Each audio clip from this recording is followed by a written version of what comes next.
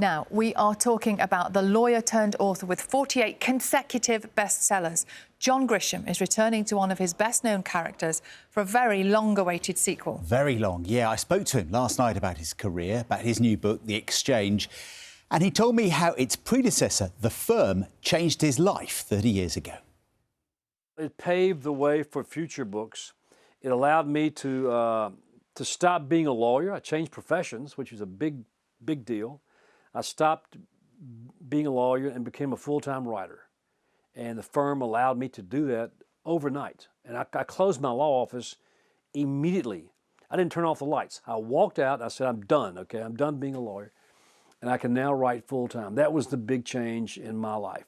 You've written books every year since then. I mean, incredibly prolific. And yet it's taken 30 years, more than 30 years, to come up with the sequel to The Firm, The Exchange, which is out now. Why did it take so long? It all goes back to the story. You have to wait till there's a story. I cannot sit down and just force a story to happen. I can create some stories, but most of them don't work. I have to be inspired by something I see or hear or read about to be inspired to write the novel. And I'll take something I hear about or read and change a few facts and change some characters, and before you know it, you've got a story. In the meantime, there were so many other books to write. I kept thinking about Mitch and how much fun it would be to bring him back. I had no idea it would take so long. Of course, it was Tom Cruise who famously played Mitch in the movie of The Firm. The lawyers at your firm sure seem accident-prone. 4 dead lawyers out of 41 in less than 10 years. I think you've got a serious problem. He made the sequel to Top Gun recently. Do you think he will step in and play Mitch in the sequel to The Firm? Is this another movie in the making? Well, I hope so. It's not in the works yet. I hope Tom, if Tom wants to do it, it's going to be done. If he doesn't want to do it, it probably won't be done. But when Tom came out last year with Maverick, which was the sequel to Top Gun, and a really fun movie, he did a great job. He still looks 30 years old. I don't know how these Hollywood people do that, but he doesn't age.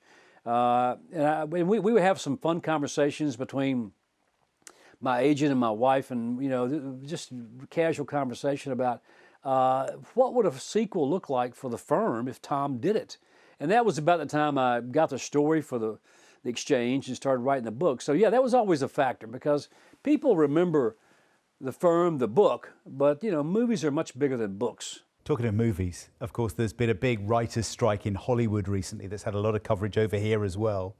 And I know that was partly about the use of artificial intelligence. And you as a writer also have real concerns about AI. How much of a threat do you think it is to writers like you?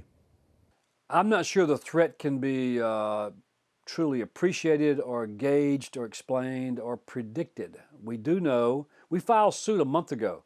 A bunch of writers filed a lawsuit against OpenAI. So John Grisham, the writer of legal courtroom drama, is now involved in a real life legal drama of his own. A real plaintiff, yeah. Yeah, I'm suing people.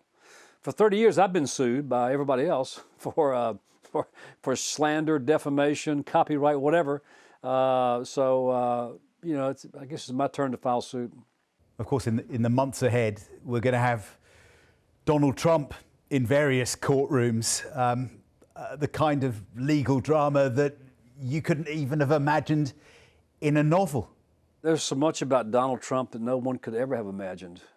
The idea that the former president is now involved in 3 criminal trials. I'm not sure. No one can predict what's going to happen. No one knows which trial will go first, which trial might affect his campaign. If he wins, which trial could affect or imperil his presidency. It's all new territory. None of it's pleasant because he's such an unpleasant part of American history. What is it about the courtroom as an arena that draws you back to it time and time again? We live in a very violent society, and there's a lot of crime. There's a lot of serious violent crime, and we expect to go to court and get justice, and see the wrong people, the bad people punished.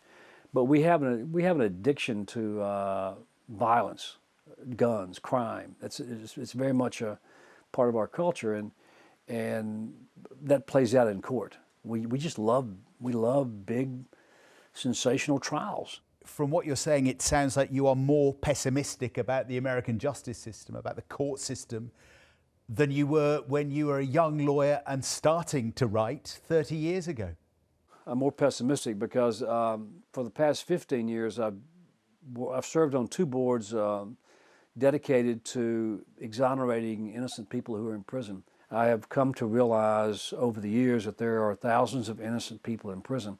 They all go back to a bad verdict. They all go back to a bad, unanimous verdict, 12-0, where a jury of average people believed everything the cops and prosecutors said, and the judge, was probably asleep, and delivered a bad verdict. Just looking at the figures about your book sales, 48 consecutive #1 bestsellers, 400 million copies sold around the world. I mean, does it get to a point where the critics, the official reviews, just don't matter anymore?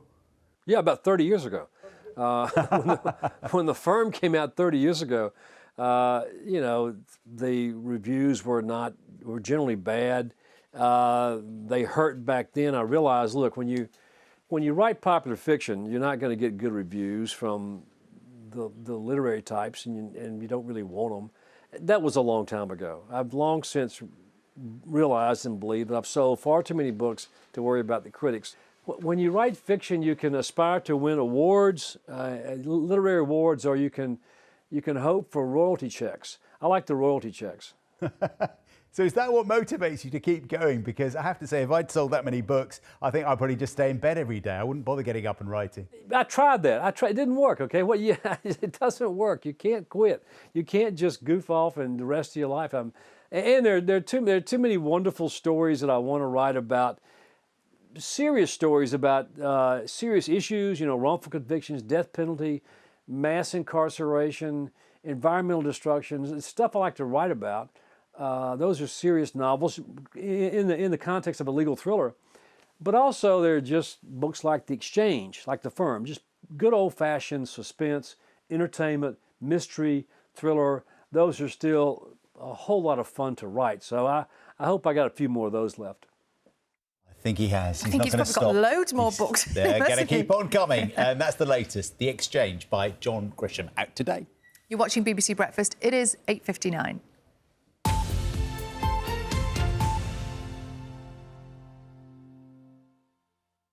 Let's take one last look at this morning's news headlines for you. President Biden will visit Israel tomorrow amid fears the war with Gaza could develop into a wider conflict across the region. And this comes as the UN warns of a deepening humanitarian crisis unfolding in the territory, with calls to urgently allow aid into the area, where more than 2,700 people have been killed by Israeli airstrikes. Well, the president is making the visit in a show of support after more than 1,400 people were killed by Hamas, a group designated as a terror organisation by many Western governments, including the UK. We can speak now live to our chief international correspondent, Lise Doucette, who's in southern Israel, close to the border with Gaza. And Lise, how much difference could a visit by President Biden tomorrow make to the whole situation there? Well, I suppose we'll only know after the visit is over, after he's had his, not just that very public show of support for Israel at this time of crisis, after he's had also meetings in the Jordanian capital Amman, meeting Arab and Palestinian leaders. But what will be the consequences? How will Israel's ground offensive unfold? We understand that President Biden will have a number of top issues on his agenda, and they're no secret. He wants to offer support on how to free the hostages. There are Americans among them, as well as 29 other nationalities. He wants to emphasize to Israel that Israel has to be careful about how it conducts this war. It has to find ways before it goes in to ease the suffering of civilians. And he also wants, and already they have shown by the sending of aircraft carriers, other military support, Other top American military chiefs are already in the region. They've been visiting in the past few days, having talks, offering advice, offering material support. President Biden's visit will cap what has been days of very public shows of support for Israel in its hour of need. Will Israel listen? Will Benjamin Netanyahu be willing to slow that incursion? Will he be able to take the steps to protect civilians while still prosecuting the war that Israel says it must execute, which can result in the destruction of Hamas? It is a risky trip. But Joe Biden has been around the block many times before, and he believes it's a risk worth taking. And it has to be said, I don't think he would come unless he can announce when he's here the plan that they're now developing to provide assistance to the deeply suffering people of Gaza. Yeah, and Lisa, in the meantime, before he gets there, how do you assess things on the ground in southern Israel, looking into Gaza this morning? Tense. There's been a lot of shelling of Gaza. We can see Gaza just behind us. We've heard the sounds of Israeli artillery. We've seen the bombardment, the effects of it, the black plumes rising in the air. We've also seen the statements by the chief United Nations agency operating in Gaza saying that even at one of their centers at Rafah, that only crossing in and out of Gaza, there are some 8,000 people. And it said the tensions there are very high. Even though Israel had ordered more than 1 million Palestinians to leave the north for the south continues to come under attack, that they are running out of food, fuel, water. The crisis just deepens by the hour. Lisa Doucette, thank you for joining us here on BBC Breakfast. In the last half hour, we've had news that a British teenager who was reported missing with her sister after the Hamas attacks in Israel has been killed. The family of 13-year-old Yael told the BBC this morning that she has been confirmed dead. Her sister Noya, 16, and her dad Eli are still missing. Yael's mum Leanne has also been killed. A man has been killed, shot by police in Brussels this morning following the hunt for a gunman who's suspected of killing 2 Swedish nationals last night. Belgian authorities have confirmed the man was a Tunisian living in Belgium illegally. The country is on its highest terror alert following Monday's attack. Vincent McAviney has more. The scene on Boulevard Deep in Brussels at around 7 p.m. yesterday evening, as an Arabic-speaking man in an orange high-vis vest chased passers-by with a gun, killing 2 Swedish nationals and injuring a third person before escaping. Police now say they have shot and killed the attacker. They confirmed his identity is Abdesalem, a 45-year-old Tunisian man who had been living in Belgium illegally. A spokesman for the Federal Prosecutor's Office said there was no indication of a possible link with the Israeli-Palestinian situation. It's not yet known whether the victims were in Brussels to watch their national team play a Euro 2024 qualifier. But at the Heysel Stadium, Swedish players told UEFA that they didn't want to play the second half, with the Belgium team agreeing to the match being abandoned. Thousands of fans were held at the stadium to ensure they could return home safely. Describing it as terrorism, Belgian Prime Minister Alexander De Croo tweeted he had offered my sincere condolences to the Swedish Prime Minister following tonight's harrowing attack on Swedish citizens in Brussels. Our thoughts are with the families and friends who have lost their loved ones. As close partners, the fight against terrorism is a joint one. Following an emergency meeting of his Belgian cabinet, Brussels' terror alert was raised to level 4, its highest, meaning the threat is extremely serious. Vincent McAviney, BBC News. Here, Rolls-Royce has announced plans to axe up to 2,500 jobs across the company. The Derby-based firm makes engines for aircraft and employs more than 40,000 people worldwide. The company's chief executive says the move will make Rolls-Royce a more streamlined and efficient business that is fit for the future. Right, it's 6 minutes past 9. Before we finish this morning, we're going to give you some tips on how to handle bed bugs. You can't afford to miss this sequence. Coming up in just a few minutes, but now let's get a last quick look at the headlines where you are.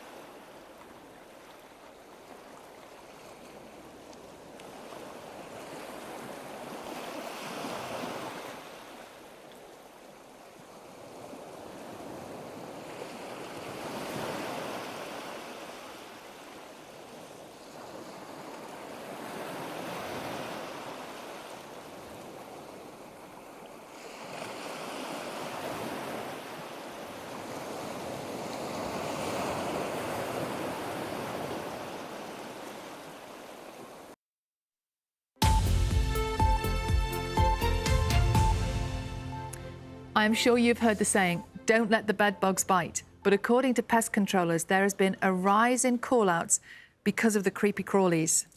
It's been reported for a while, hasn't it, that there were infestations in Paris in the last few weeks. Now it seems they might have come here. So what do we need to know? Well, bed bugs, they're actually mites. They are smaller than a grain of rice. They're usually dark yellow, red or brown. They sound lovely, don't they? Gorgeous. Now, despite their name, they're not just found in beds. They can live in other pieces of furniture or even behind loose wallpaper. We heard this morning they can even be found in TV remote controls. Yes. So don't change the channel. And cupboards. They do bite. Marks on your skin like this can be raised, they can be itchy, often grouped together. Now, if you were watching earlier, you would have seen Gary Jakeman and his bedbug detector, Kobe, the dog. Kobe's a spaniel. But now we can get a medical opinion. Let's speak now to Dr. Mohat Mandirata. Morning to you. Tell us what sort of experiences are your patients having? Are you hearing more about these mites affecting people? Good morning. I think that there definitely is more concern about bed bugs. Obviously, as you've mentioned, we've heard what's been going on across the channel in Paris, but we are having cases locally, particularly in the south of England. So people are more concerned, and you've covered a lot of the things I would have mentioned. So they are small insects that like living in bedding and furniture, and they can cause bites on exposed skin. So you can get little red marks or sometimes purple marks on the skin, which can be itchy, which can be sore. Majority of these sort of bed bug bites are self-resolving. So within a week, they will settle by themselves. And there's lots you can do to help with the symptoms. I mean, I wish we could all have Kobe the dog to find these bed bugs, but they are notoriously difficult to find. So as you've mentioned, if you do think you do have bed bugs, you have noticed them, then often contacting the council, local pest control services to really eliminate them is very helpful. But there are different things you can do to help as well. You say that they're generally small and generally don't cause too many health problems, but we've had some contacts from our viewers this morning. One of them's got in touch saying that they're allergic to these bites and that they can swell up like a balloon if they're bitten. What should you do if you're in that category? So, yeah, I mean, obviously, everyone's bodies are different. They respond differently. You know, the majority, as I've mentioned, will resolve by themselves. If they are very itchy and sore, you can use a cool, damp cloth on the skin to help. You can get treatments from your local pharmacy, mild steroid creams and antihistamines, which can help with the itching. But obviously, sometimes any bites can become infected. So if the area around is getting very swollen, very red, particularly if you're feeling unwell in yourself, you're getting a temperature, you're feeling poorly, then that's when I'd recommend speaking to a local pharmacist, contacting 111, or getting in touch with your GP in case you need something stronger like antibiotics. But the majority don't need that. They will resolve by themselves. And I'm thinking, I suppose I'm running ahead of myself a little bit. I'm thinking, you know, what if you have a baby and there's bed bugs in the cot or in the buggy, that sort of thing? What do you do? How do you get rid of them in that situation? So there's lots of things you can do around the house. So avoiding clutter around bedding is really important. Cleaning regularly, vacuuming, dusting is really important. As I've mentioned, if you do think you have bed bugs, and again, you know, seeing red marks on your bedding, that can be a sign of blood coming from any bites you get. Seeing brown marks on your bedding, that can be the poo of the bed bug. So if you notice that, then washing any bedding or clothing at a high temperature, above 60 degrees, and then tumble drying it for 3 or 4 hours, if you're able to do that, is often very helpful. There is also advice that if you've got bedding or clothing that you think might have bed bugs, stick it in the freezer in a plastic bag for 3 to 4 days. Both of those things can help kill the bed bugs. But obviously, again, the other tips are, you know, if you have been abroad or been somewhere where you know there are bed bugs, then make sure you check your luggage before bringing it into the house. If you're buying secondhand furniture, again, make sure you're really carefully checking the furniture again before you bring it into the house. But if you do spot bed bugs, then contacting your local council or pest control services, because they are difficult to get rid of. Mohit, are you feeling as itchy as we are right now, talking about this? I am. Might have to take this jumper off soon and have a shower. It's awful, isn't it? Why Make sure is you that? check it thoroughly. Why do we all feel itchy? I don't know. I think it's just you can't help it. creepiness. You can't help it. Lots of you have been in touch Psychological, this morning. Yeah, lots of you have been in touch this morning with tips and advice from your experiences. One viewer says that these bed bugs are attracted to vertical objects, so you can buy blockers to stop them climbing up the bed frame. Do we believe that? I don't know. Mohit, what do you haven't think? heard that one. I haven't heard that one, I have to say. But yeah, but it might be something we're always learning in medicine, so it might be something we find out soon. Mohit, thank you very much indeed for joining us this morning. Good to see you as ever. Some other tips as well, Sal. The Australian one, I love this. Put bedding in a bin bag and leave the bin bag out in the sun so the heat will kill them. I don't think we'll be able to do that here. Not during Storm Babette, No. whatever it's called, that Carol's been telling us. Another viewer says whenever they go to a hotel or they stay the night somewhere different, they always check for those black specks that Mohit was mentioning, because apparently not just the sight, they can also make a room smell musty. There you go. That's a nice way to end the programme. Enjoy the rest of your day, everybody. That's it from us today. Breakfast is back tomorrow from 6. Let's make things a bit more classy, shall we? Let's go to Rip Off Britain. Morning. Good morning. I think we're itching all over after that. A very good morning to you. Well, it is day 2.